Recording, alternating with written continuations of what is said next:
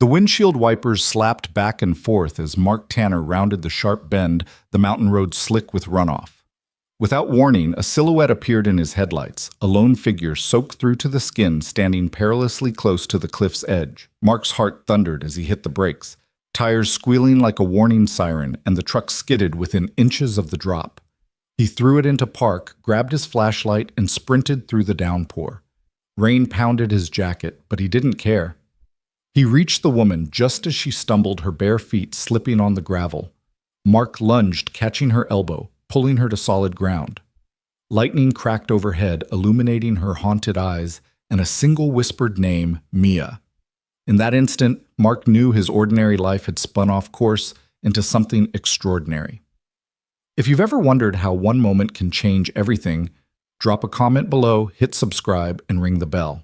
Follow along as we unravel Mark and Mia's journey, full of mystery, heartache, and the kind of hope you'll never forget. Mark guided Mia up the slick embankment toward his truck, every step a fight against gravity and the gale-force wind. She moved like a ghost, limp, unsteady, her thin dress clinging to her frame. He half carried her, half led her toward the open door, heart pounding, not just from the chase, but from the fear in her eyes. As he helped her settle onto the passenger seat, he saw bruises speckling her ankles and calves, dirty smudges that spoke of miles walked barefoot in the cold. He slammed the door shut against the storm, then circled to slide behind the wheel, the engine coughing to life in protest. Inside, the heater sputtered warm air. Mia hunched closer to the dash hands pressed against the glass, as if seeking answers in the streaked reflections.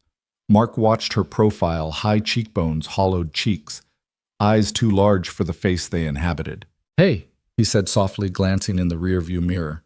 "You're safe now." Her lips trembled, but she didn't speak. He turned off the radio and focused on the road ahead. Every mile to Silver Ridge felt longer than the last, the headlights cutting through sheets of rain that blurred roadside trees into smudged specters. Mark's mind raced, no ID, no memory, just a name she barely spoke. He thought of his daughter Lily, waiting at home with a bowl of popcorn and too many questions.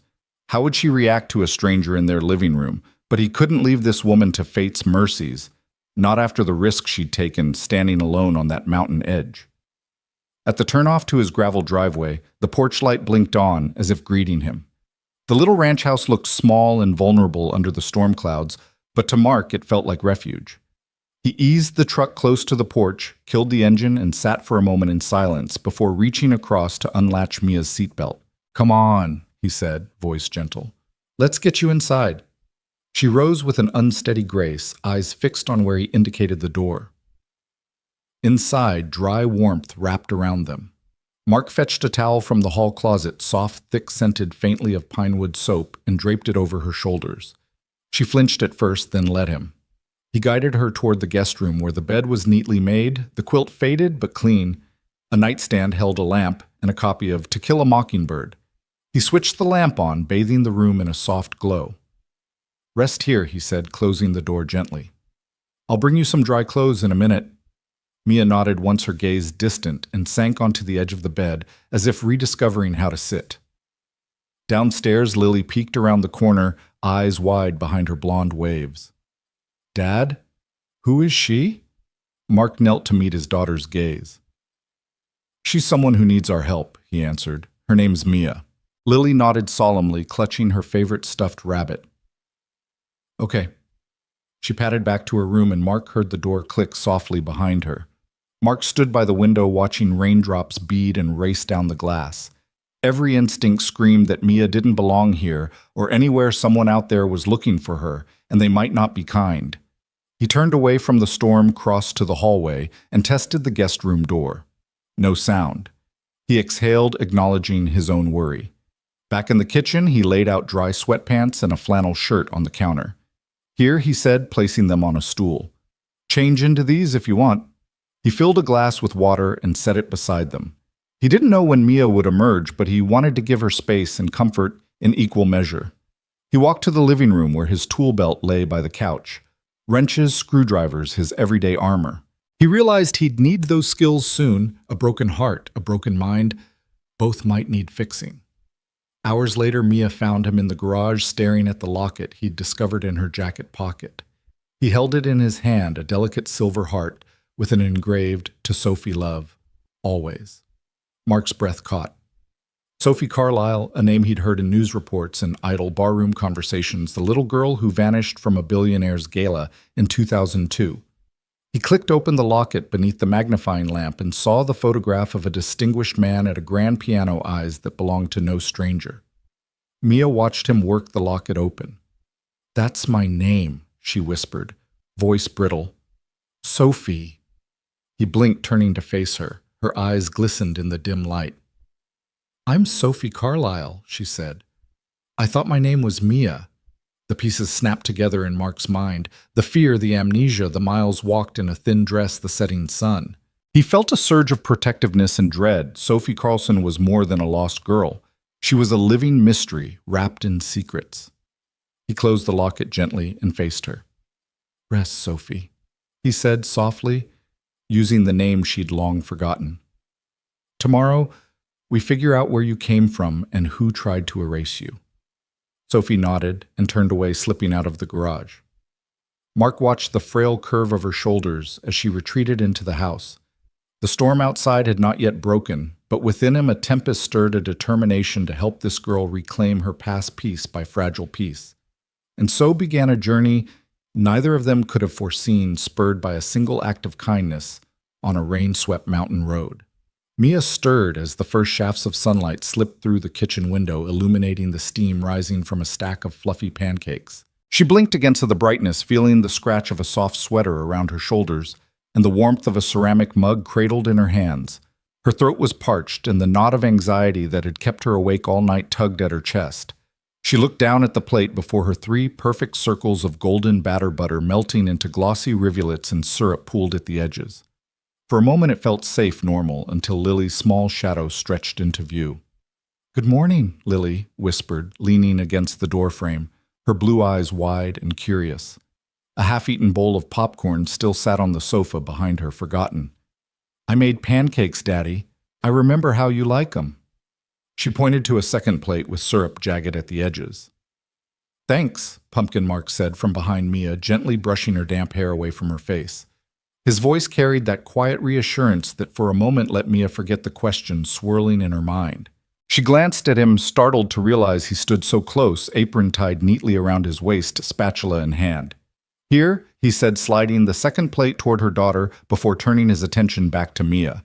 He took a seat across from her at the sturdy oak table, folding his hands. The kitchen smelled of coffee and pine soap, a comforting combination that felt oddly grounding. Mia lifted the mug to her lips and sipped. The warmth spread through her chest, and her body trembled less, though her heart still pounded with every innocent detail of the morning. She set the mug down with a small clink. "Thank you," she whispered, her voice hoarse. "You're welcome," Mark said gently. He gestured toward the pancakes. "Eat something. You look like you haven't slept or eaten in days." She nodded, hesitated, then cut into the stack. The first bite was sweet and familiar, and for a flash Mia felt a childlike wonder, like she remembered this feeling, this simple ritual. But then the syrup dripped to her lap, and she jerked her head up, cheeks flushing with embarrassment. "It's okay," Mark said, pulling a cloth napkin from a drawer and handing it to her. "No need to worry about the mess." Mia dabbed at her lap, still trembling. She looked sideways at Lily, who was now perched on a chair to Mia's left, swinging her legs. The little girl studied her with a mix of excitement and caution. "What's your name?" Lily asked, at last, voice small but steady. Mia swallowed. She felt the question like a blade, an explanation dangling beyond her reach.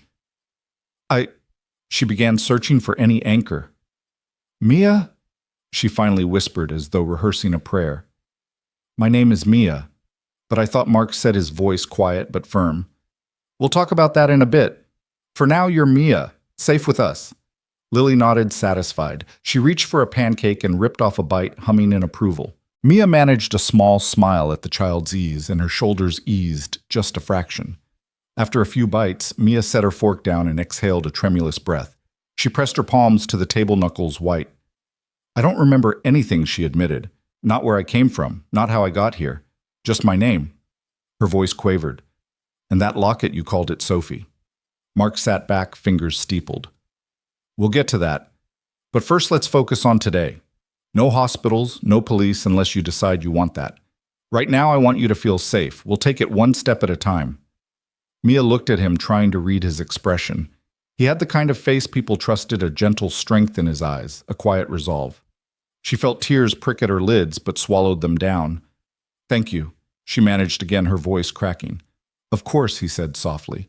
He stood and cleared her plate, then returned with a damp cloth to wipe the table. Lily hopped down and scampered off toward the living room, popcorn forgotten once more. Mark returned with a small notebook and a pen. He placed them in front of Mia. I want to try something, he said. Whenever you remember a word, an image, even a feeling, write it down here. Doesn't matter if it makes sense. We'll follow every clue. Mia stared at the blank page, then ran her fingertip across the smooth paper. Okay, she whispered. She picked up the pen with a tentative grip. He nodded and moved to the counter to wash the dishes. Mia watched him, the ordinary task of rinsing plates seeming heroic in her foggy world. Over the sink, he glanced back at her. I used to help the sheriff's department with searches, he explained, his voice echoing slightly in the tiled kitchen. When I was married, we did missing person cases. I've seen a lot of grief, a lot of hope. I want to help you find yours. Mia's throat tightened. She tried to imagine a life before her name tags addresses a family who cared, yet everything remained blank. She looked down at the notebook, the page still empty. Let's start small, he said, wiping his hands on a towel. What's the first thing you feel right now? She closed her eyes, inhaled. The faint scent of rain on asphalt drifted in her memory. Wet gravel pine needles. She wrote a single word. Rain. Beneath it, she added a question mark. Mark peered over her shoulder. Good. That's a start. He smiled as if they were sharing a quiet victory. Later that morning, after cleaning up, Mark led Mia and Lily outside to the backyard. The frost from overnight glittered in the bright sun, and Lily tugged Mia's sweater, her energy contagious. Want to see the barn, Mark called. It used to belong to my grandpa. I keep tools out there. Mia nodded, and they headed to the red-tinged barn that still held the scent of old hay. Mark showed Lily how to open the sliding door. The hinges creaked. Birds chirped in the rafters, and shafts of light revealed specks of dust dancing in the air. He pointed to a rusted tool chest. Help me clean this up, he asked, facing Mia. She followed him inside the floorboards, groaning beneath her boots. He knelt and handed her a rag. Let's start small again, he said. Wipe off the chest. See what we find. As Mia rubbed away the grime, she uncovered embossed initials JL and a faded sticker of a cattle trailer. The initials seemed familiar, warm somehow. She ran her fingertip over them. Mark watched her closely. Those are mine, he said. My grandpa left them me. Seeing them might help you feel something connection maybe, or just a sign we're putting pieces back together. Mia nodded, surprised at how her chest loosened. It felt good to do a task with purpose, a purpose that didn't require memory or identity, just cleaning, making old things usable again. After they finished, Mark offered her a bottle of water, and Mia drank, deeply grateful. By midday, they returned inside, where Lily had a fresh batch of popcorn popping on the stove. Mia sat at the counter, watching the kernels dance, and let herself relax at the simple spectacle. Mark poured coffee into his mug and offered her the half-creamed cup he'd started earlier. She accepted, feeling buoyed by the morning's small wins. I know the morning was a lot, Mark said, lowering himself next to her. But you did great. How do you feel? Mia thought back pancakes, the barn, the locket, the burst of recognition. She felt more than just fear now. She felt a spark of something else, maybe hope. She managed a small smile. Better, she said. Like I'm not completely alone. Mark's eyes softened. Not alone, he repeated. We'll find your past, but meanwhile, you've got a place here. If you ever want to talk, I'm listening. If you want quiet, same offer. No pressure. She nodded, feeling gratitude swell. Thank you, Mark, she said, using his name for the first time that day. She paused, searching for words. I think I want to try. He reached over and squeezed her hand. Lily bounced onto the stool beside her, eyes shining. We should make a poster, Lily said, poking at her brother's art supplies. Missing person. Maybe we can help find your family. Mia looked at Lily's enthusiastic face and felt a surge of affection for this small girl. Maybe she agreed. She reached for the notebook. But first I'm going to write down a few more memories. She lifted the pen, paused, then wrote another word. Piano. Beneath it, she sketched a jagged line like a heartbeat. Mark looked over and nodded. One step at a time, he said. Mia agreed silently, watching the pen move across the page. She didn't know where this journey would lead, but for the first time since she woke on that mountain road, she felt a flicker of agency, a chance to reclaim her story. And with every word she wrote, the past felt just a little more within reach. Mia lingered in the living room long after Mark had left to fetch dinner, her gaze fixed on the silver locket clutched in her palm. The metal was cool and heavy, the delicate chain coiled like a secret around her fingers. She brushed her thumb against the front where subtle engravings traced a curling script she couldn't quite make out. The locket felt oddly familiar, as though it belonged to a life she'd once lived but had forgotten. Her breath caught, and memories fluttered at the edges of her mind. Shadows of a melody, a man's voice urging her forward, a flash of candlelight in a grand hall. She opened the locket, wincing at the tiny click. Inside, a photograph stared back a distinguished older man in a tuxedo, seated at a grand piano, hands poised above the keys as if mid-composition.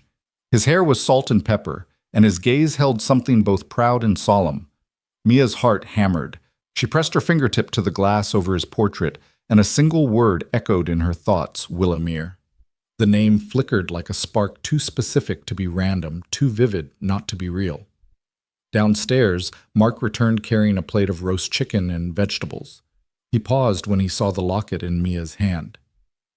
"You found it," he said quietly, setting the food on the coffee table. Steam rose in lazy curls, but Mia barely noticed the scent of rosemary. Where did this come from?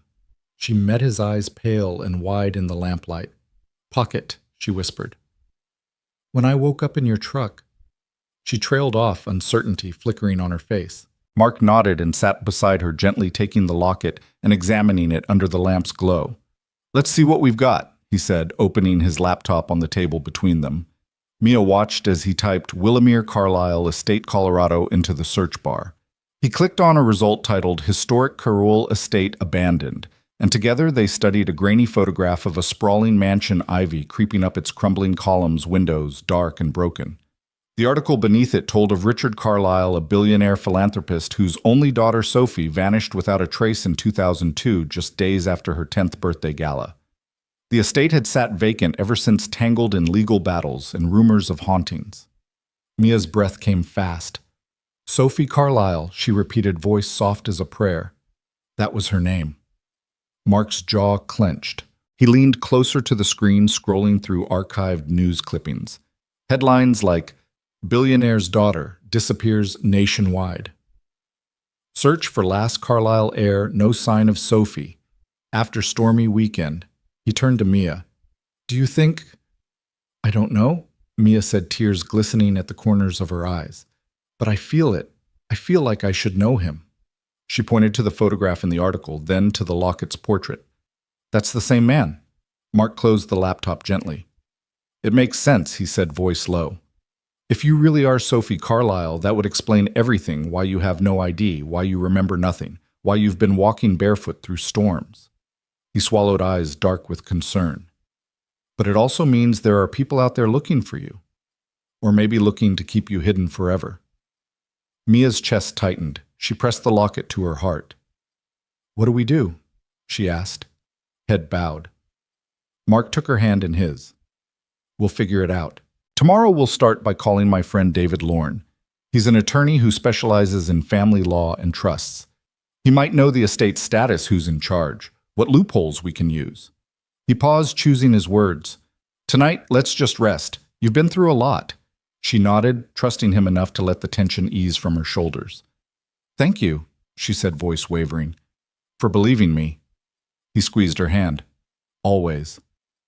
The next morning, the sky was pale and overcast, light filtered through thin clouds like a promise. After a quick breakfast of toast and coffee, Mark and Mia climbed into his truck again, retracing the winding roads toward the abandoned estate. As they drove, the Colorado plains opened up fields dotted with grazing cattle and the occasional juniper clusters. Mia stared out at the familiar countryside, a strange wistfulness tugging at her chest, as though returning to a childhood home she'd never lived in. They turned onto a gravel drive, flanked by rusted iron gates, the carryall name still etched into a weather-worn plaque. The truck rattled along the cracked circular drive weeds, pushing up through the fissures like veins reclaiming the ground. Mark cut the engine near the mansion's front entrance, and they sat for a moment in silence, the only sounds their own breathing and distant crows. Mia's hands trembled on her lap. "It's bigger than I imagined," she said softly. Mark nodded. "Let's see if we can find an unlocked door or a basement window. If anyone's been here, we need to know." He climbed out first, handing Mia a flashlight. She followed him across the cracked stones, the temperature dropping as the mansion's shadow fell over them. The front doors were padlocked, but a side entrance beckoned through a broken window. Mark pried away a half-rotted board, and they crawled inside. The foyer was cavernous, a grand staircase swept up on either side, its banisters rotten and dust-laden. Cobwebs draped every corner, and the air smelled of mildew and old wood. Mia lifted her flashlight to the walls where portraits stared down Richard Carlyle in military uniform, Sophie Carlyle as a smiling child. She paused before the child's portrait, tracing the painted bow in the girl's hair. Her heart pounded as if recognizing the image. Mark stood behind her, voice echoing in the vast space. "The archives say this place was locked down around 2008 after Eleanor Carlyle died. The trustees couldn't agree on anything, so it just sat." He stepped forward, directing the beam toward a hallway. "Shall we explore?" Mia nodded and followed him down the corridor. Each room held remnants, antique furniture draped in canvas newspapers strewn across a desk, a grand piano with yellowed keys in the parlor. Mia approached it, inhaling sharply. The piano looked identical to the one in the locket photo, same ornate legs, same lacquer peeling. She hesitated, then lifted the lid. Her fingers hovered over the keys, memory stirring like a half-forgotten lullaby. With a tentative press, a single note echoed low and resonant. Mark stepped in beside her. "You remember that?" Mia swallowed, eyes closed. "Yes," she whispered. "It's my father's melody." The next note came more confident. Together they filled the silent house with the fragile strains of a song lost to time. In that moment, the mansion felt less empty, less abandoned, haunted, instead by a daughter's return. When the last note faded, Mia opened her eyes to find tears streaming down her cheeks. Mark reached for her shoulder. "We found more than words or pictures today. You found a piece of yourself." Mia nodded, absorbing the weight of the house's history and her place within it. "Thank you," she said softly, "for bringing me here." Mark smiled, though worry lingered in his gaze. "We're just getting started." They retraced their steps to the truck as dusk settled, knowing the estate held many more secrets. Secrets that, with every uncovered clue, would bring Mia closer to the life she once had and the identity she was reclaiming. The sky had bruised to a deep indigo by the time Mark Tanner navigated the final switchbacks through the pine forest headlights, cutting twin ribbons across the damp needles carpeting the ground. The engine's hum was the only sound inside the cab, save for Mia's soft breathing beside him, equal parts anticipation and dread. She pressed her forehead to the glass, tracing the blurred silhouettes of towering trees as they gave way to open space. Ahead, the Carlyle mansion emerged from the gloom like a monument to lost grandeur. Its once white facade was streaked with soot and shadow, columns choked in ivy. Windows stared back like hollow sockets. The wrought iron gates protested with a long, keening moan as Mark pushed them open, their hinges sounding a dirge for better days. Mia's grip tightened on the car door handle, knuckles paling beneath frayed fabric. "We're here," Mark said quietly, powering down the truck. Rain had begun, a fine mist that blurred the mansion's upper reaches into ghostly shapes. He reached over, offering her a flashlight from the dashboard. "Ready." Mia swallowed, bracing herself. "Ready?" She whispered, voice brittle but determined. They stepped onto the gravel drive, each footfall echoing against the walls of stilled history. Mark kept the beam low, illuminating broken stones and tangled vines. Mia followed him to the front stoop where the massive oak doors sat ajar, warped by years of neglect. She inhaled sharply at the scent of damp wood and decay, familiar yet strangely comforting, like the wrong side of a memory. Inside, their flashlights swept across a grand foyer. A crystal chandelier dangled precariously, prisms missing, but shards of crystal caught the light in 1,000 tiny reflections. Dust motes drifted in the beams, swirling like lost souls. Mia paused at the bottom of a sweeping staircase whose banisters were splintered paint flaking away in rough ribbons. She reached out, fingertips grazing the scarred wood. Every groove and notch seemed to resonate beneath her skin as if the banister itself held the weight of long-forgotten footsteps. Careful, Mark prompted softly, his voice echoing in the vast space. He stayed a respectful distance behind, watching her with a mixture of concern and awe. Mia nodded, pressing her palm lightly against the rail. A flicker of warmth pulsed beneath her touch, a heartbeat in the stone-cold air.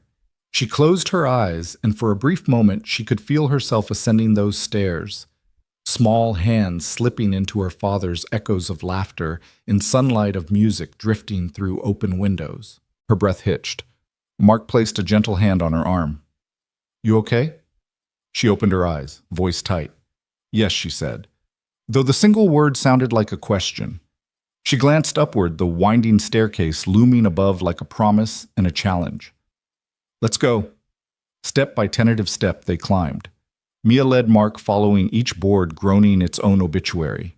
At the landing, a long corridor stretched to either side, lined with doors that no longer closed fully. Shadows pooled beneath them, and portraits painted decades ago peered down with dwindling recognition. Mia paused before one, the same sparkling child in a lavender dress she'd glimpsed earlier in Mark's living room. The little girl's eyes seemed to follow her, beseeching. She swallowed and moved on, drawn by the faint strains of memory. At the end of the hall, double doors opened into the parlor, a cavernous room anchored by a grand piano, its ebony case dulled by dust and neglect. The lid was closed as if in mourning, and sheet music lay scattered across the floor like fallen leaves. A single gilt-frame mirror above the mantel tilted forward, reflecting the room's desolation. Mia approached the piano with reverence, each step measured. Mark remained at the doorway, hands clasped in front of him. As she reached the piano bench, she hesitated, her fingers hovering over the keys. The air around her felt electric, charged with expectation and fear. Her breath caught, and she set the lid free. It fell with a reluctant creak, revealing keys yellowed by time. Mia lifted her right hand, fingers trembling over the lower register. She pressed a single chord, a soft, hesitant note that echoed like a question. Mark exhaled relief, mingling with wonder. Encouraged, Mia sought the next note, the melody unfolding with halting precision. Bass notes, then mid-range, and finally the lilting refrain, the melody her father had composed for her 10th birthday. A tune she had heard only once before vanishing into night. Each note cracked the silence open, splintering it into shards of recollection.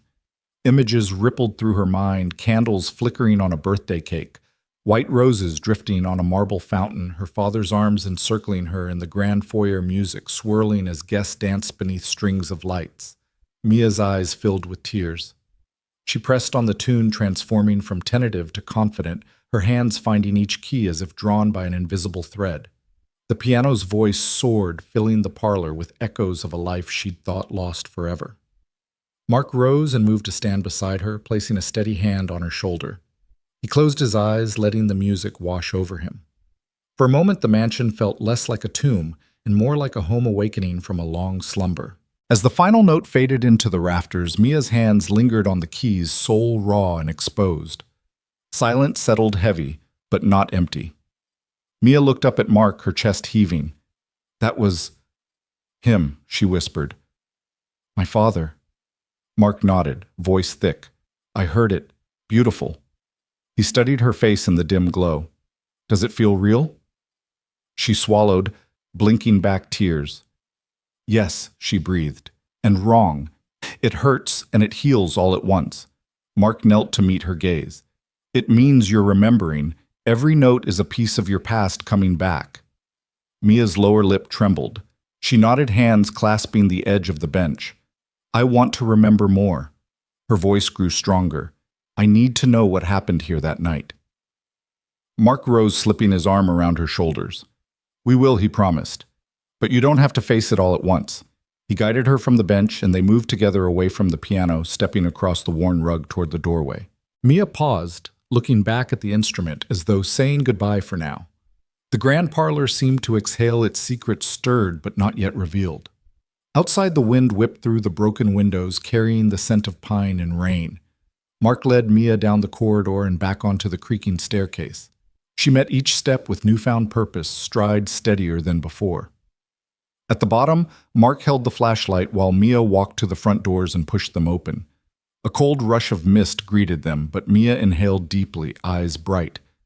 Mark paused on the top step. "You did that," he said softly. "And you'll do more. One piece at a time." Mia nodded, giving him a small, weary smile. She clutched the locket at her throat. "Thank you," she said, voice firm. "For staying." He smiled back, the mansion's silhouette framed behind him. Always. They stepped into the gathering dusk together, leaving the piano's echo behind, but carrying its melody in their hearts. And as they drove away, the mansion receded into shadow, its doors slightly ajar, waiting for the day Mia would return to claim every note of her life once more. Mia jolted awake long before dawn, heart hammering, as though the grand chandelier from her dream still swung above her. She lay tangled in the sheets of Mark's guest room, sweat soaking her borrowed sweater, the scent of fresh linen mingling with the metallic tang of fear. For a moment she tried to steady her breathing, counting inhalations, exhalations, until the edges of her dream receded, rows of white roses, petals drifting like ghosts, raised voices echoing off marble walls, a woman's red-lipped whisper urging, "Come with me. You have to go now." She bolted upright, breath caught in her throat, and pressed her palm to her forehead. The memory burned silk dresses, candles, the glitter of party lights. But beneath it all, a darker tension like thunder gathering behind polite smiles. Mia slid from the bed and padded to the nightstand where the locket lay open beside her notepad. She closed the tiny portrait of the man at the piano and snapped the locket shut, fingers shaking. Then she reached for her notebook and scrawled words and images, white roses, red lipstick, marble, voice, until the pen burned through the paper. Downstairs, the kitchen light blinked on, and Mark appeared in the doorway, coffee mug in hand. "Mia," he called softly. "You okay?" She exhaled, rising from her chair at the table. "I had another dream," she said, voice hollow. "The chandelier, the roses, a woman in red lipstick dragging me through a hall." She sank into a chair. It felt real, like a warning. Mark set down his mug and poured her a cup of tea, the steam curling between them. "Nightmares can be memories you haven't quite processed," he said gently. He slid into the seat beside her. "You want to tell me more?" Mia wrapped her hands around the warm cup, drawing comfort from its heat. There were arguments, harsh voices over money and power. My mother's voice, maybe. And then that woman. She said my father wanted me safe, but she didn't look like someone who'd protect a child. Her eyes brimmed. She looked dangerous. Mark nodded, concern etched in the lines around his eyes. "That fits what we heard at the estate. Someone whisked you away that night, and the trustees locked down the whole place." He reached across to squeeze her hand. "I'm sorry, Mia. This is harder than we thought." A sharp knock sounded at the front door. Mark stood and called to Lily upstairs to stay in bed. Then he crossed the room and opened the door to find David Lorne, his old friend and attorney, standing in the rain with a briefcase slung over one shoulder. David's salt and pepper hair was damp, and his glasses glinted with droplets. He stepped inside, expression grave. "Mark, Mia," he said, lifting his briefcase. "We need to talk." They moved to the living room where Mark set 2 mugs down and gestured to a pair of armchairs. The wood stove crackled softly, casting a golden glow across the room's worn pine floors. Mia perched on the edge of one chair, notebook at her side, while Mark and David took seats facing her. David opened his briefcase and withdrew a heavy envelope stamped "Confidential Estate Trusts, 2003. "I dug through the Carlisle archives," he said, placing the envelope on the coffee table. "I found an affidavit most people thought was destroyed." He slid the sealed document toward Mia. "Signed in September 2003 by the estate's housekeeper, Maribel Soto. It was filed in court, then immediately sealed by court order at the trustee's request, never to be seen again."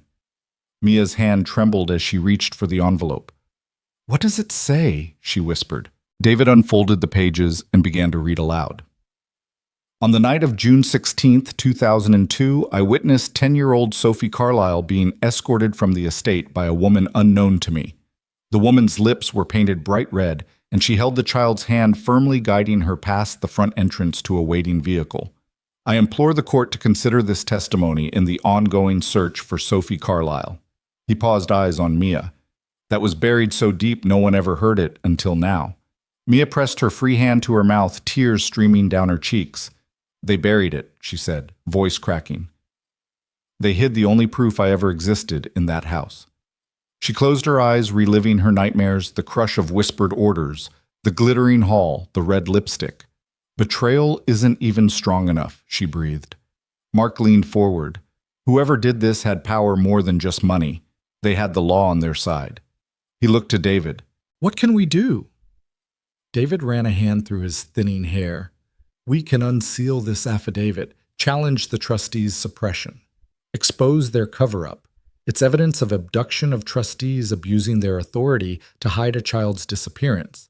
It won't be easy, but the law's on Mia's side now that we have her own testimony and this affidavit. He tapped the paper. This gives us the legal footing to force the records open. Mia nodded, eyes bright with determination. I want to do it. I want people to know the truth. She stood clutching the affidavit to her chest. No more secrets. No more running. Mark rose to stand beside her, placing a hand on her shoulder. You don't have to face it alone. His voice was steady, protective. We'll navigate this together. David smiled grimly. I'll begin drafting the petition to unseal the records. We'll need to file by Monday to meet procedural deadlines. I'll handle the judges, the trustees, the motions. He closed the folder and slid it back into his briefcase. Consider this battle underway.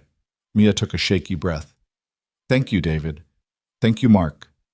She looked between them, father and daughter, lawyer and friend, finding strength in their solidarity. I'm ready. Late that evening, after David left and Lily was tucked safely in bed, Mia sat alone at the kitchen table, the locket open before her. She traced the engraved initials and pressed it to her heart. The affidavit lay beside it, a promise of reckoning. She closed her eyes and whispered into the quiet house, I am Sophie Carlyle, and I will be heard. Outside, the wind rattled the eaves like applause and omen that the first act of her long-overdue redemption had begun. Betrayal had run deeper than she imagined, but so had her resolve to reclaim every piece of her stolen past. The chandeliered hall, the white roses, the red lipsticked woman, they would no longer haunt her. Instead, they would fuel her fight for justice with every secret laid bare and every truth reclaimed. Lena James's arrival was heralded by a faint chime at the front door. Mark Tanner answered to find a tall woman in her late 50s, hair pulled into a tight bun, eyes as sharp as a hawk's. She wore a well-worn trench coat, even though it hadn't rained in days, and carried a battered leather satchel slung over one shoulder. Detective James, Mark asked, stepping aside. Mornin', she replied, shaking Mark's hand firmly before turning her gaze on Mia. Mia. Her voice was simultaneously gentle and commanding, exactly the tone you'd want from someone who spent decades peeling back layers of deceit in cold cases. I've heard a lot about you. Mind if we talk? Mia nodded, brushing a strand of hair behind her ear. They led Lena into the living room where yesterday's papers still lay scattered across the coffee table. Mark poured Lena a cup of coffee. Mia wrapped her hands around a mug of chamomile tea. Lena set her satchel on the table and pulled out a slim folder. I've been looking into Matthew Dane. You remember that name? She asked, leaning forward. Mia closed her eyes and nodded. The security guy. The one who helped that red lipsticked woman. Lena exhaled, placing the folder before them. My research shows that Dane was never a licensed guard. No SSN on file, no training records, no background checks, like he existed only on paper. She tapped the folder. And after Sophie Carlyle vanished, he vanished too. No forwarding address, no phone number. He was a ghost. Mark frowned, glancing at the stack of photos Lena had spread out, Dane's grainy ID shot, a cropped boardroom photo showing him shaking Richard Carlyle's hand, and a still from security footage capturing a dark sedan pulling away from the estate's gate. Why would the board hire someone off the books, he asked. Exactly the question Lena said. She rifled through her notes. Carlyle Industries was dealing with messy lawsuits in 2002, hostile takeovers, shareholder revolts. Richard's daughter's disappearance gave them an excuse to consolidate power. They needed someone untraceable to move Sophie without leaving a paper trail. Dane fit that role perfectly. Mia's gaze flickered to the locket on the table. "You think they hired him to kidnapping me?" Lena nodded.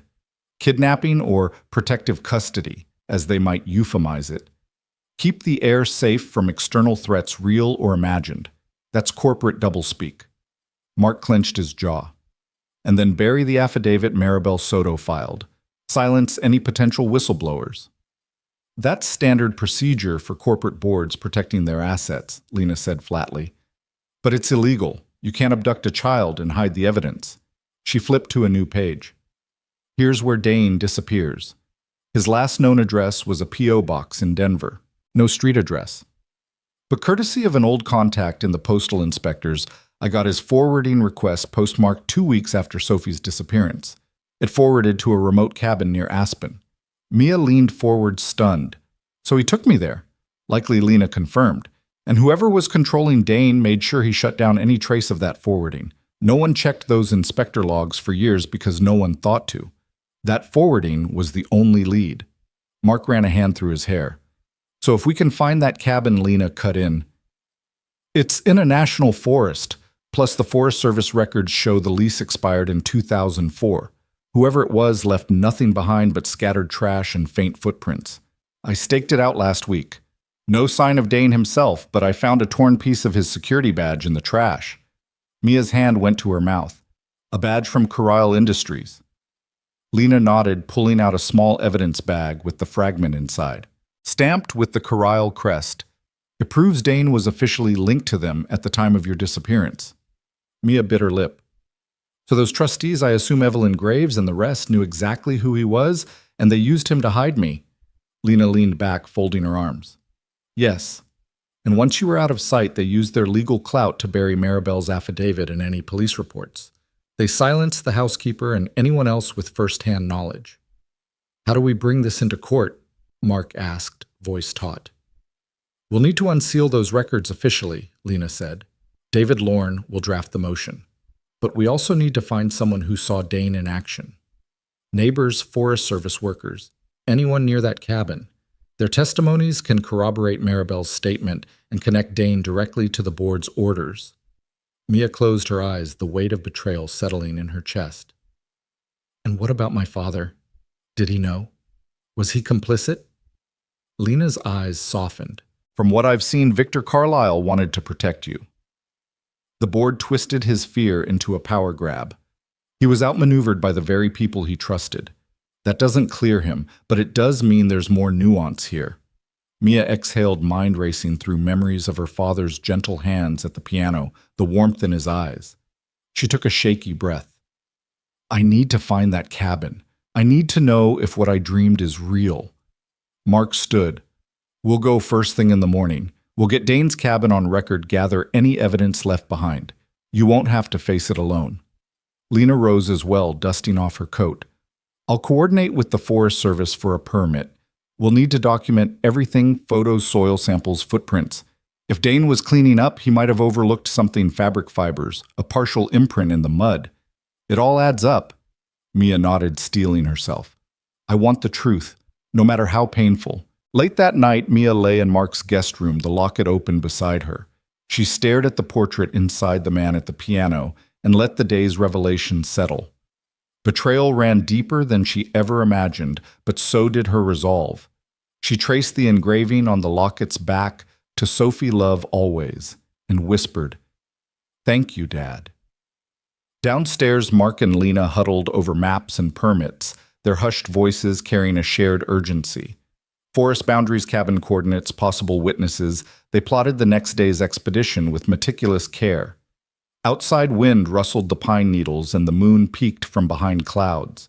The night air held a promise that tomorrow they would chase shadows in the forest, unearth the secrets buried beneath moss and memory, and inch closer to justice for Sophie Carlyle, and for the little girl who had vanished into darkness, only to return and demand the truth. The doors to the boardroom swung open with an almost reverent hush. the polished cherry wood panels gleaming under the chandelier's soft light. Mia Carlyle paused in the doorway, her heart drum-like in her chest, then stepped forward alongside Mark Tanner and David Lorne. Around the long oval table sat the Carlyle Board of Trustees Evelyn Graves, at the head flanked by three men in tailored suits whose faces were chiseled with the confidence of inherited authority. Evelyn's smile was practiced cool as porcelain. "Mia," she said, voice smooth, "it's been, 20 years? We weren't expecting you back so soon." Mia's throat tightened, but she held her ground. "You weren't expecting me back at all," she replied evenly, crossing to the head of the table and placing a faded, yellowed envelope before Evelyn. The room fell unnaturally still. "This is a letter from my mother, Eleanor Carlyle, written just before she passed. She entrusted it to a friend with instructions to give it to me if I ever returned." She unfolded the letter, letting its weight and age speak before she began to read. "My darling Sophie," she intoned, voice clear. "If you are reading this, it means this world has kept you hidden too long. I need you to know that every moment we planned for your safe return, something went wrong. I'm sorry you suffered for our mistakes. I love you more deeply than the name we carry." She paused, eyes sweeping the room. "I'm here to reclaim that name." Across the table, Evelyn's hands were folded, expression impassive. The silent men exchanged glances so swift they might have been missed, an unspoken conference of worry passing between them. Mia laid the letter down and slid a second document forward, Maribel Soto's affidavit sealed for over a decade. David Lorne leaned in, reading aloud the passage that had terrified her as a child. The housekeeper's eyewitness account of the red-lipped woman guiding a terrified 10-year-old Sophie into a waiting car, the trustee's legal order sealing the statement, burying it from public view. Mark's steady presence at her side gave her courage, as the full weight of that betrayal settled over the boardroom. The men looked away, their perfect control cracking. Evelyn cleared her throat, voice brittle. "This is irrelevant, now ancient history. We've moved beyond those misguided legal maneuvers." Mia's gaze hardened. "It's very relevant, because children continue to disappear when those in power silence the truth. I'm not here for your apologies or your pity. I'm here to ensure no child ever vanishes again under the guise of protection." She placed one hand on the affidavit. "This proves what you did and why." A trustee named Gerald Whitman Gray at the Temples, steel-eyed, rose from his seat. "You have no standing here. The estate's in probate. You have no legal claim." His voice was loud, rehearsed, but his eyes betrayed panic. Mia turned sharply. "Legal claim I was the sole heir until you erased me. But I've come to do more than claim inheritance." She reached into her satchel and withdrew the charter for the Victor Carlyle Initiative. The charter glowed white on the cherry wood table, a plan for a foundation dedicated to protecting children displaced by legal loopholes, corporate greed, and corruption. She spread the pages before Evelyn. "This foundation will honor my father's legacy," Mia said, voice resonating through the silent room, "by safeguarding children who, like I was, are hidden under legal pretexts. We will provide legal aid, safe housing, and advocacy to prevent secret disappearances. And we will shine a light on any institution that thinks it can hide behind sealed documents and silent boardrooms." Evelyn's lip twitched, as if tasting something sour. "You're leveraging your name for a publicity stunt," she said, though her tone lacked conviction. "And what do you expect donations a seat at this very table?" Mia shook her head, eyes blazing. "I expect you to stand aside. I expect you to return control of the foundation to its rightful purpose, service to the vulnerable, not secrecy for the powerful. If you refuse, I will go to the press, to the courts, to every oversight agency that can override your charters and your charades. My mother's confidant, Maribel Soto, is attending the hearing on Monday to testify. You may have buried her affidavit, but you can't bury her truth." The air in the room crackled as board members shifted uncomfortably. Whitman's face drained of color. Evelyn cleared her throat again, her cool veneer fraying. "This is highly irregular," she said. "We'll deliberate and respond in due course." Mia stepped back, chest heaving. "No," she said firmly. "I won't wait while you deliberate. Consider this an invitation. Join me in setting up the Victor Carlyle Initiative, or step aside. The choice is yours, but know this: every investor, every watchdog, every reporter, and every judge will be watching. and I will not be silenced again." She turned and strode from the room, Mark and David following. Evelyn watched her go, semblance of poise restored, but her trembling fingers betrayed panic. The other trustees exchanged glances filled with dread as the doors closed behind Mia. In the sudden stillness, the grand boardroom felt smaller, a gilded cage for secret-keeping now exposed to the light. Evelyn pressed her fingertips to her lips, eyes fixed on the charter and the affidavit left behind, and forced herself to stand. Betrayal had run deeper than anyone in that room had dared to admit, and now that girl Sophie Carlyle reborn would see to it that justice ran deeper still. The studio lights were brighter than Mia had ever imagined. So intense they burned through her nerves and left her hollow-eyed, every pore opening to the glare. She sat at the sleek black desk across from Alana Green Anchor of Colorado. Tonight, the state's highest-rated evening show. Cameras arced overhead like silent vultures calibrated to catch every flicker of emotion. Alana's practiced smile was a soft landing, warm, sympathetic, yet the air crackled with urgency. This was no human interest fluff piece. This was Mia's life laid bare for millions. Alana leaned forward, voice low but commanding. "Mia, thank you for joining us tonight." Her gaze flicked to the monitor between them, where the chyron read Sophie Carlyle, reclaiming her voice. "Your story has captivated the nation, the heir presumed lost now resurfaced and revealing a corporate cover-up. Before we speak to you, we have a clip that's been circulating online, reportedly from the night of your disappearance. Let's take a look." The screen behind Alana flashed to grainy security footage, a young girl in a lavender dress walking calmly to a car, placing a small suitcase in the trunk. A woman's silhouette guided her with an outstretched hand. The whole scene lasted less than 10 seconds before cutting away. On air, the clip felt uncanny, too neat, too sanitized, like an invitation for doubt. "We've heard many claim that you walked away willingly," Alana said, turning back to Mia. "What do you make of this footage?" Mia's chest tightened, but she met Alana's eyes head-on. "This clip was manufactured to rewrite my past," she said. Voice steady, though adrenaline edged every word. She straightened, hands clasped on the desk. A child doesn't arrange her disappearance. A child doesn't pack a bag at midnight and stroll into a waiting car. Not when she's terrified, not when she's being hidden from the only home she's ever known. Behind the screens, producers shifted, but Mia didn't falter. Her voice resonated through the cavernous studio, a clear bell in the static. "I was 10 years old. I remember storm clouds, raised voices ricocheting off marble walls, and a chandelier's crystals shattering the light. I remember white roses drifting in water, and my mother's terrified whisper, 'You must leave now.'" She drew in a breath.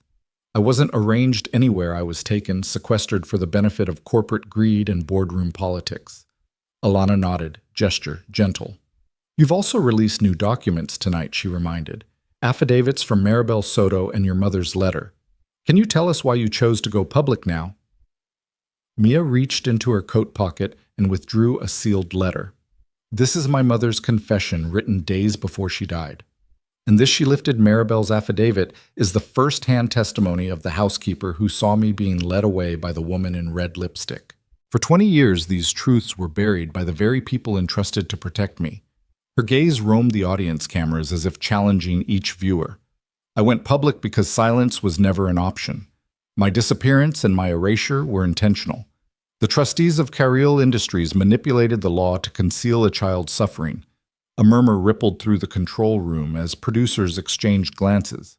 On screen, Alana's eyebrows rose slightly. "That's a powerful statement," she murmured. "How do you respond to critics who say you're exploiting your own past for attention?" Mia's eyes flashed with quiet fury. "Exploiting, no. I'm exposing a cover-up. I'm reclaiming my own story. If truth is attention-seeking, then let the cameras be my witness. This isn't about me, it's about every child who's ever been hidden behind sealed court orders." She paused, voice softening but no less fierce. "I'm not here for pity or fame. I'm here to ensure no one else vanishes under the guise of protection." Alana nodded with genuine respect. "Tonight you announced the Victor Carlyle Initiative, a foundation to safeguard children lost to legal manipulations and corporate malfeasance. How will that work?" Mia leaned forward, passion igniting her calm demeanor. We're launching the Emergency Advocacy Fund in January. It will provide legal representation for at-risk children, emergency housing for those displaced by family power struggles, and a hotline for whistleblowers who witness child concealment. This foundation will shine a relentless light on closed-door decisions because transparency is the only safeguard against repeating these crimes. Behind the scenes, the director's hand hovered over the fade-to-commercial button, but the moment was too raw, too compelling. Alana let the segment run its course, giving Mia room to articulate her vision. As the cameras rolled on, Mia took a breath and met the lens directly. If you know something, if you remember an odd transaction, a missing file, or anyone who never asked questions, call us. We will investigate. And we will hold every person accountable who thought that a child could be traded like a commodity, hidden for power and profit. The final shot lingered on Mia's face, determined, scarred, yet unbowed. Then the feed went live to the studio audience in millions of homes across the country. For a heartbeat, silence reigned. Then applause erupted in the studio, and on social media hashtags like #Justice for Sophie and #Carlisle, initiative began trending. Mark, watching from backstage, felt tears prick in his eyes. He slid behind the monitors to find David Lorne and Lena James, their faces illuminated by the post-broadcast analytics. "She was incredible," Mark whispered. David nodded, eyes bright. She cut through every pretense. Lena gave a small, pleased smile. "And now no smoke and mirror clip will hold sway." She set the record in living color. As the team regrouped, producers scrambled to analyze viewer feedback, emails flooding in calls to news desks, defections of former trustees pressured by public outrage. Overnight, Colorado's power corridors buzzed with whispered panic. In boardrooms, once immutable suits shifted uneasily. Mia emerged from the studio a different person, no longer the lost child clutching a locket, but a woman reclaiming her narrative, armed with truth and the backing of a mobilized populace. In that crucible of lights and cameras, she had refused to let high-tier lawyers rewrite her past. Instead, she'd written a new future one where a child's voice, when amplified, could shatter the walls built by greed and secrecy. By dawn, her interview had been shared by millions, inspiring vigils in small towns and legislative proposals in the state capitol. And through it all, Mia's courage set off shockwaves far beyond Colorado's Rockies, a clarion call that no child, no matter how powerful the shadow that hides them, would ever be invisible again. When the offer arrived, it came wrapped in the kind of velvet glove you only see in boardrooms, a sleek folder bearing the Carriol Industries crest delivered by an impeccably dressed lawyer named Conrad Mills. Mark Tanner brought it into the living room late that morning, the envelope's weight a tangible reminder of the wealth Mia had once been heir to. Lily chased her rabbit toy in wide circles around them, oblivious to the tension hanging in the air. Mia took the folder from Mark's outstretched hand, fingers brushing the embossed lettering. She felt its promise of millions, enough to erase any debt, to grant luxuries she had never known, but her heart pounded with the echo of every injustice she'd uncovered. She slit the folder open and read the terms: a multi-million-dollar reconciliation package contingent on a non-disclosure agreement barring her from speaking further about the trustees' actions. In exchange, they would restore her inheritance, grant her a directorship at Carriol Industries, and ensure her comfort and security. Mark watched her face as she turned the pages. He had expected this, and yet seeing it spelled out in crisp legal language still made his blood run cold.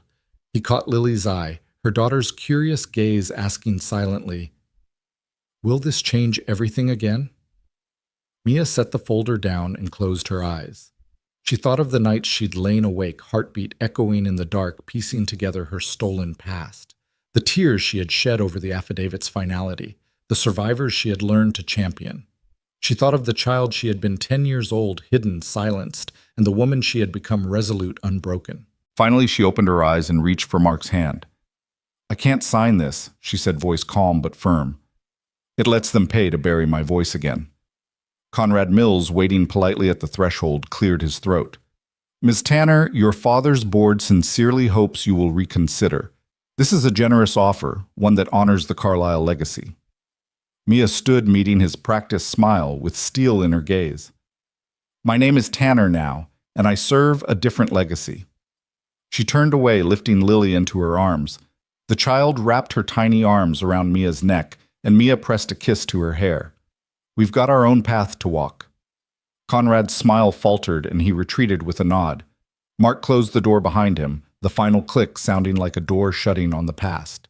That afternoon, they drove to the courthouse in Silver Ridge. The pale sky overhead seemed to watch them as they parked on the gravel lot.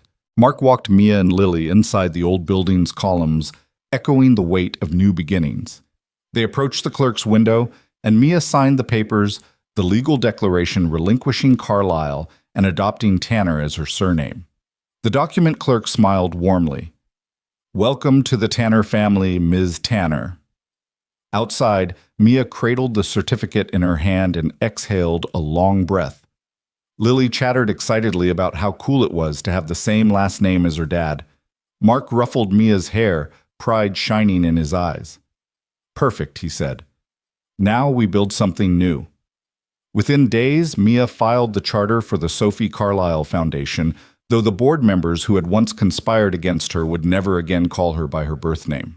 She chose the community center in Silver Ridge as its headquarters, a humble whitewashed building with a sagging porch perfect in its imperfections. She envisioned it filled with children's laughter, with legal advocates and therapists working side by side to untangle the knots of secrecy that trapped vulnerable kids.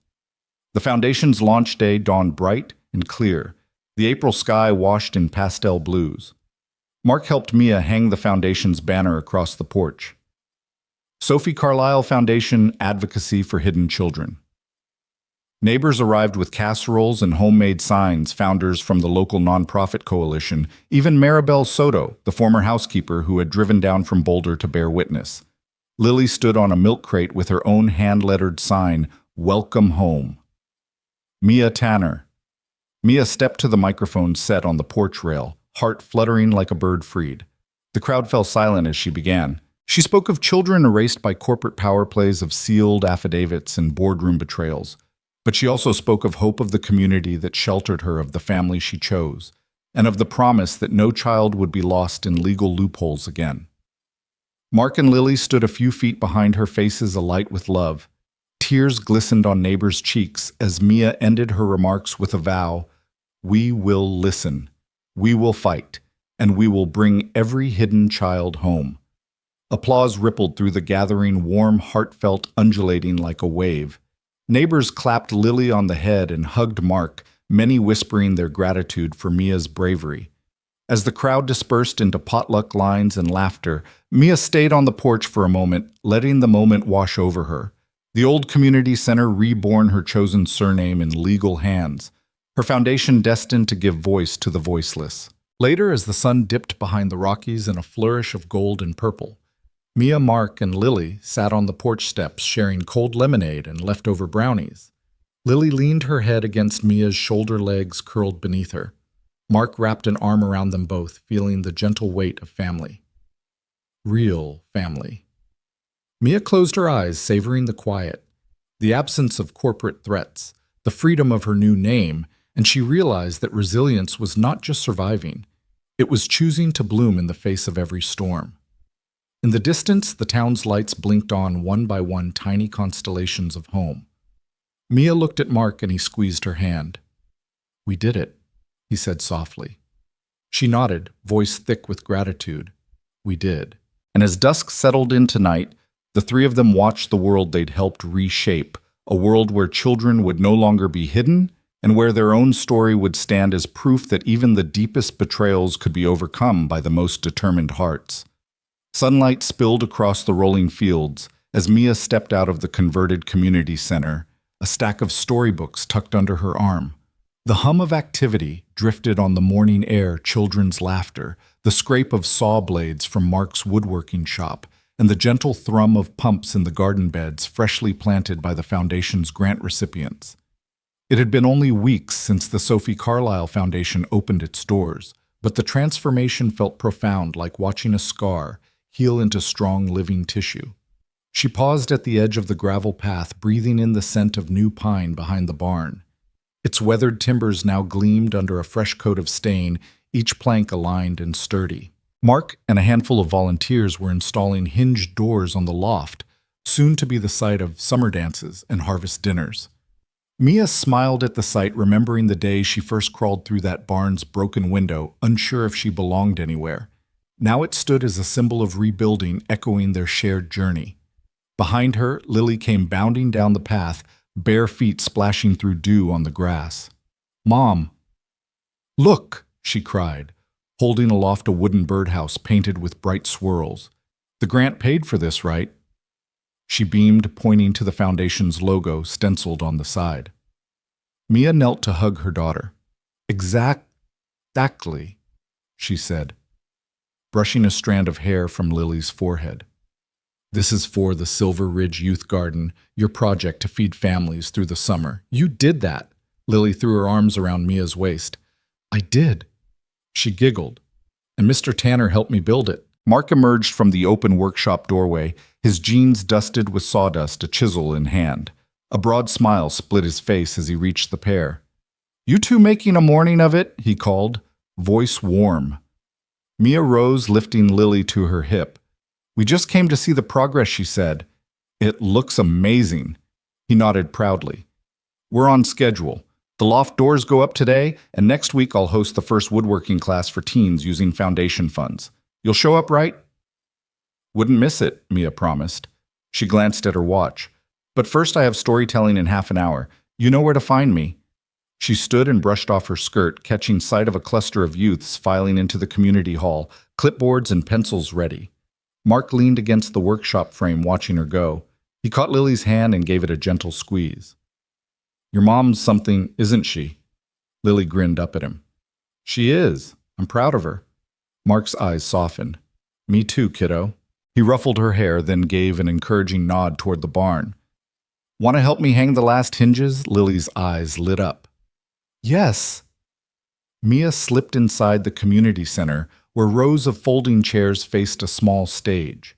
Colorful posters lined the walls. "Tell your story, and our voices matter." She arranged her notes on the podium, then looked out at the crescent of expectant faces, children from local shelters and foster homes, some clutching worn stuffed animals, others scrawling on their clipboards. The Foundation's first grants had funded these workshops, giving kids a safe space to find their voice. She smiled and raised her hands. "Good morning, everyone. Who here likes listening to stories?" A dozen hands shot up, some hesitantly, some eagerly. Mia nodded and began weaving a tale about a hidden garden that bloomed under care and candlelight, a story crafted to mirror their own resilience.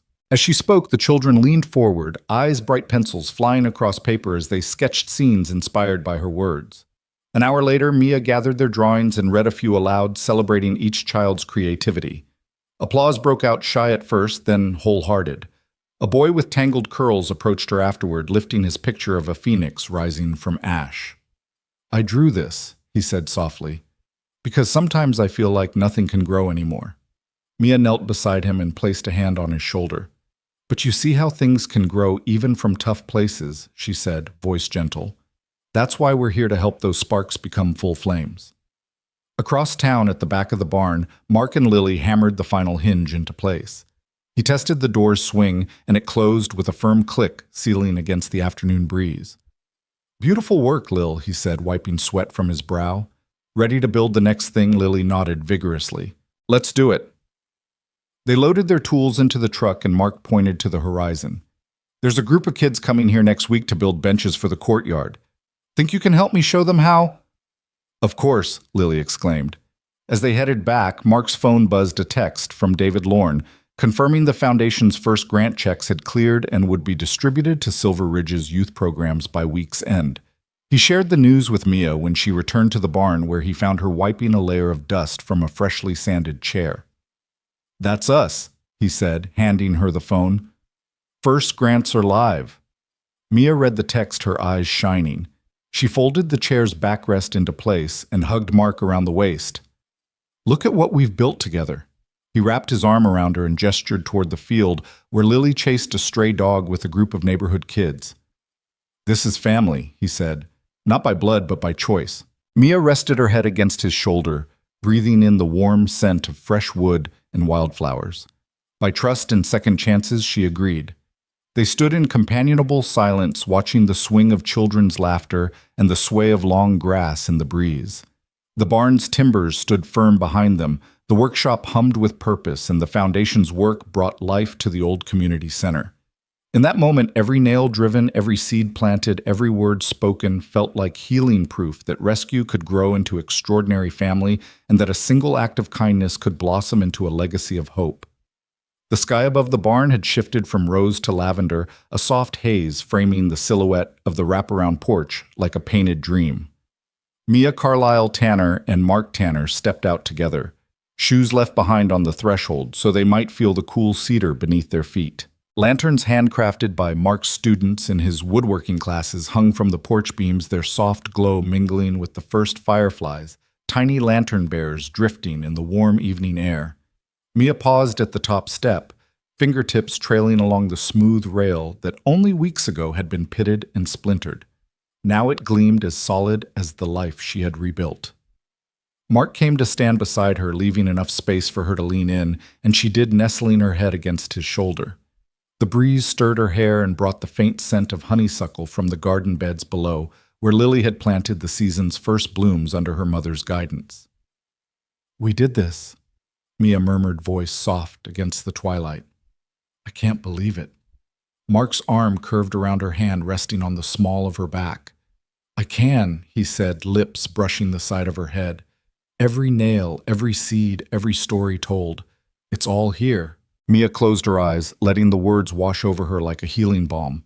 Images flickered at the edges of her mind, the red lipsticked woman who'd barged her into a waiting car, the marble foyer where she'd hidden in a closet, the stormy night when Mark's headlights had saved her life. Those memories still rose unbidden, but they no longer held her captive. Now they were threads in a tapestry of resilience woven through with hope and second chances. Below, Lily's laughter rang out as she chased a strand of fireflies across the yard, her bare feet light on the grass. A group of neighborhood children followed their squeals of delight, punctuating the hush of dusk. Mia smiled, tilting her head to watch her daughter's joy, a living testament to safety earned and innocence reclaimed. Mark tightened his arm around Mia. "Remember when none of this felt possible?" he asked. "When we thought the barn might collapse, the fields never heal, and the foundation would struggle to find its footing." She laughed, a clear bell in the evening air. "I do. I remember standing in that ruined barn, feeling more lost than ever. But you never gave up." She reached up, fingers brushing his cheek. Neither did Lily. He leaned into her touch. "We all needed each other," he replied. "You inspired us. You gave us a purpose bigger than any of us alone." Mia's heart swelled. She thought of the boardroom confrontation, the live television segment, the pale hush that followed as the nation absorbed her truth. She thought of Maribel Soto's trembling testimony, of Lena James's tireless detective work, of David Lorne's legal battles unearthing sealed affidavits. And she thought of the countless children who, because of her foundation, would no longer vanish into silence. The magnitude of it still took her breath away. She stepped closer on the porch, brushing dust from Mark's shoulder before settling beside him on a low bench. Together they watched the last sliver of sun disappear behind the rolling fields, the sky deepening from lavender to indigo. Lanterns flickered to life one by one, and the first stars blinked into existence. "Do you ever wonder what comes next?" Mia asked, voice so soft she almost didn't speak aloud. Mark wrapped his arm fully around her and pulled her flush against him. "I do," he admitted, "but I also know it's not about knowing every step of the path. It's about walking it together." She nodded against his chest, feeling the steady beat of his heart. "I used to think my story was written in loss," she said, fingers tracing the fabric of his shirt. "But now I see it's written in choice, choosing family, choosing truth, choosing hope." He kissed the top of her head. "And love," he added, voice low. "Choosing love every day." A lull hung between them, gentle and profound. The fireflies drifted close, their tiny lights weaving around the lanterns like living constellations come to earth. Mia reached out a hand and let one alight on her fingertip, the little creature's glow pulsing against her skin. She smiled in wonder, a laugh catching in her throat. "We're home," she whispered, as much to herself as to him. Mark squeezed her shoulder. "We are," he agreed. They sat in companionable silence, sharing the hush of twilight. Each breath filled them with the promise of tomorrow workshops to teach benches to build grants to award fields to tend. Beyond the barn, the community center's windows glowed where children painted stories on paper, their giggles drifting on the night breeze. After a while, Mia shifted and rested her head on Mark's shoulder, the weight of her journey finally yielding to peace. She thought of her mother's letter, the locket she still wore at her throat, and every step that had led her here. Trauma had marked her, but it had not defined her. She was no longer the child who vanished in a storm. She was the woman who returned reshaped by love and purpose. Mark whispered her name, and she looked up to find his eyes shining in the lantern light. "Thank you," he said softly, "for choosing this life, for trusting me, for letting me stand with you." Mia brushed her lips across his jaw. "Thank you," she replied, voice trembling with emotion, "for saving me again and again." Together they rose, stepping off the bench as the night deepened. Lanterns swung gently overhead, casting patterned shadows across the porch floor. The world beyond was vast and uncharted, but here on this porch, in this place they'd fought to preserve, they had everything they needed. Hand in hand they crossed into the barn's warmth, the door closing softly behind them. Outside the fields whispered of legacy and renewal, and the fireflies danced on tiny beacons in the gathering dark, reminding them that even the smallest light could dispel the deepest shadows. The renovated schoolhouse stood at the heart of Silver Ridge's oldest neighborhood, its red brick facade freshly painted and its wide windows thrown open to the warm spring air. Tucked between blooming magnolia trees and a field of daisies that Mia had helped plant last season, the building glowed like a beacon of possibility. On that bright Saturday morning, the Sophie Carlyle Foundation's official opening drew a crowd that filled the gravel courtyard. Neighbors in sun hats carrying dishes wrapped in cloth, volunteers wearing foundation t-shirts, and a handful of state representatives curious to see the little nonprofit born from a billionaire's lost daughter and a mechanic's kindness. Mia stood beside Mark at the ribbon stretched taut across the wide front doors, her heart fluttering as she looked over the faces she had come to know so well. There was Maribel Soto, clutching a small bouquet of white roses, Lena James, arms folded with a proud smile, David Lorne adjusting his tie and handing out programs, Emily Carlson, no longer a child, but the woman who had become Sophie Tanner, holding Lily's hand. And there among them neighbors who had brought ham and cheese sliders, potato salad, and fresh berry cobblers, all dishes to share, the kind that made potlucks feel like homecomings. Lily bounded forward, her bare feet stirring up puffs of gravel as she claimed the front steps for her storytelling circle. She tugged at her mother's skirt and whispered encouragement as a group of children formed a half moon around her, clutching new notebooks and crayons donated by the foundation. Without missing a beat, Lily launched into a tale of a garden that grew under moonlight, using big gestures and dramatic pauses that had the younger kids hanging on every word. Their laughter and wide-eyed gasps filled the courtyard with an energy both playful and earnest, exactly what Mia had envisioned when she first proposed weekend workshops here. Mark watched their daughter from the side, pride and awe softening his features. He glanced at Mia, who returned his look with a gentle nod, eyes glistening. They had built this together, a place where stories could blossom, where children could claim their voices rather than have them stolen away. As Lily wrapped up the final flourish of her story, and the moon smiled, knowing her secrets would never again be hidden, Mia stepped forward to guide the children inside. The lobby had been transformed into a gallery of their artwork, each piece vibrant with hope. Phoenixes rising from ash hands, reaching across borders, families drawn in bright crayon hearts. Parents and neighbors clustered around the displays, nodding and murmuring admiration as Lily tallied volunteers to help Mia lead the next session. Outside, the ribbon-cutting ceremony was about to begin. The small stage had been set in front of the entrance, a podium flanked by lanterns hanging from shepherd's hooks. Mia smoothed the front of her spring dress, a soft sky blue that complemented the wildflowers peeking through the gravel, and took a deep breath. Mark stood to her left, his hand resting lightly on her back. Together they faced the crowd, friends transformed into family strangers, now allies in the fight for every child's right to safety and belonging. Mia tapped the microphone, feeling the crackle of electricity as her voice carried across the open space. "Good morning," she began, steady and clear. The chatter softened and all eyes turned to her. Today we open not just a building, but a promise that no child will ever vanish into silence while we have breath to speak on their behalf. She paused, glancing at the handrail sprouting daisies. This foundation is built on personal history. Yes, a history of loss and betrayal, but also on resilience, on the choice to transform pain into purpose. She looked to Mark.